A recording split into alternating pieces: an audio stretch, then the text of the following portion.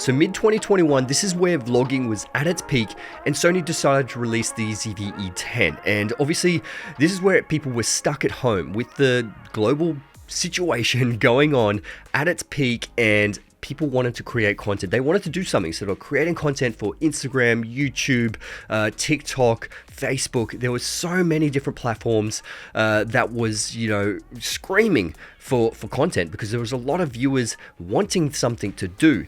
And this is where Sony released that ZV-E10, and it had that A6600 sensor, which they put in there, which is 24 megapixel sensor. It's great. It's still great today. But it's only 8-bit as well when it comes to video. Now that they have, the FX30 and the A6700 sensor, which is that nice newer 26 megapixel APS-C sensor, that's what we're going to be expecting in the ZV-E10 Mark II, if that's what it's going to be called. But that's what we're going to be discussing in this video. So let's get it. What's going on, my friends? I hope you're all doing absolutely fantastic. If you are new to my channel, my name is Jason. I do a whole bunch of tips, tricks, tutorials on photography and videography. So today we're going to be talking about the Sony ZV-E10 Mark II and what I think is going to be in this camera that's potentially going to be released this year and what I think it's going to look like. So we've got a lot to get through, but first of all, we're going to be talking about the build quality. Now, I think the Sony ZV-E10, where is it? Hang on.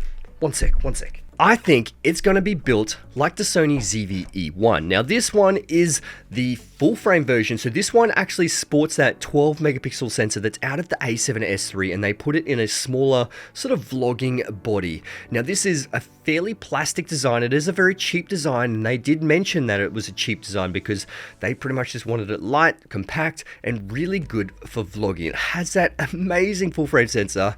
So I personally believe the ZV-E10 Mark II will look very similar to the ZV-E1. Now, part of the design, I think it's going to be very similar. Zoom rocker on the top, large record button, that sort of photo, video, and SNQ switch. It'll most likely have that micro HDMI because you don't really need full-size HDMI when you're vlogging.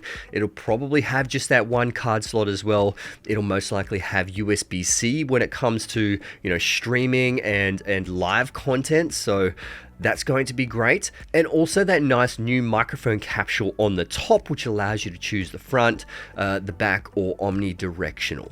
And most of all, I believe it would still have that Z100 large battery that we all love and trust when it comes to powering these devices. Now, one of the biggest reasons why I think it's going to look very similar to this is that the ZV-E1 right here, the full frame version, took the design qualities and inspiration off the ZV-1, which is the smaller 1-inch sensor. And that's why I think the ZV-E10 Mark II will have a very similar design to this. Now, the specs are probably the biggest thing that is probably going to tear 50% of people on this side and 50% people on that side. Now, I would guarantee that it would have that 10-bit codec inside, which is incredible, especially if you do actually end up using, S-Log and you do a lot of color grading. 10-bit is pretty much necessary. But when it comes to resolution, what are we going to have? The ZV-E1 actually decided to put 4K 120 frames per second in this, which is insane. But it did first come out with 4K 60, and down the track, that actually gave us a firmware to put 4K 120 in this. And I think it might actually be very similar. And if anything, in the future, it'll probably just have 4K 60, and they may allow 4K 120 with a paid firmware update, because we are actually seeing one firmware update. I think it's in the A7 IV when it comes to framing and stuff, and that it obviously is suited towards a certain demographic when it comes to photographers or whatnot, whoever wants those, framing guidelines. But that is a paid firmware update, and I think it might be very similar. And that's probably one way that you're going to separate, the A6700, the FX30 to this ZV camera. Now, they do need to try and limit it when it comes to specs because, people who buy the more expensive FX30 and the A6700 don't want to be undercut by a cheaper camera that's going to have 4K 120. So 4K 60, I think, is probably its limit in this camera. So now a couple of other features that they're probably going to take off the ZV-E1 is that dynamic active stability. Now, I think that is an incredible feature. So if you don't know what dynamic active stability is, essentially it's just active stabilization or electronic stabilization on top of your normal active stability that's in pretty much all the new Sony cameras. So this one is almost gimbal-like, and I absolutely love it, and I preach about it absolutely all the time on my Instagram. I love DAS. It is incredible, and I think they would most likely bring it in the ZV-E10 Mark II. Now, just for a little bit of context, this is the 16-35G lens, and I will turn on the dynamic active steady shot just so you can see the difference in the crop. Now, this one is with active steady shot on, with that same 16mm lens of me vlogging, full arm extension.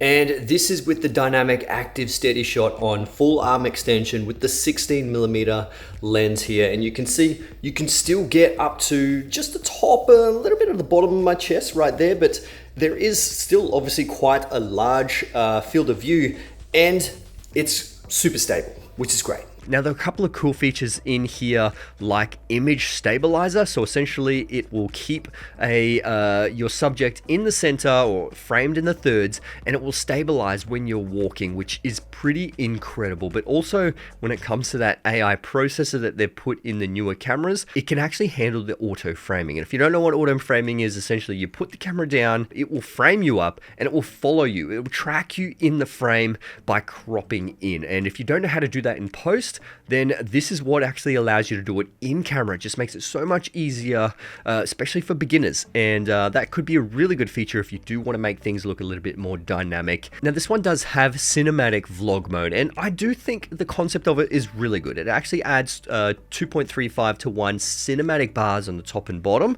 which is those sort of black bars. But it also adds like a little stylistic grade to it as well, that you can choose a whole bunch of different colors, which I think is incredible. I love the colors that come out of it, and I think they're going to have that in the ZV-E10 Mark II. Now, lastly, when it comes to the features in the ZV-E10 Mark II that I think is going to come is better autofocus. Now, they do have that new AI processor that's in there that will handle, you know, cars, planes, trains, all those kind of things when it comes to focusing. You know, these cameras are already incredible as is. You know, the a7 IV is amazing. Obviously, the ZV-E1, the a6700 have that newer AI processor that allows a little bit more. But I think, yeah, the ZV-E10 Mark II will actually have that, and we're just going to get such better autofocus in it. So over to you, my friends. Please let me know in the comments below what you would love to see in the ZV-E10 Mark II. You know, I'm all open to ideas. I'm just spitballing right here. I don't have the camera. I haven't seen the camera. I've seen some rumored specs and stuff, but whether we believe it or not, it's purely speculative. Obviously, they are rumors, and sometimes rumors are not correct. But let me know your thoughts. Thanks for watching, and yeah, I'll see you guys in the next one. Let's get it.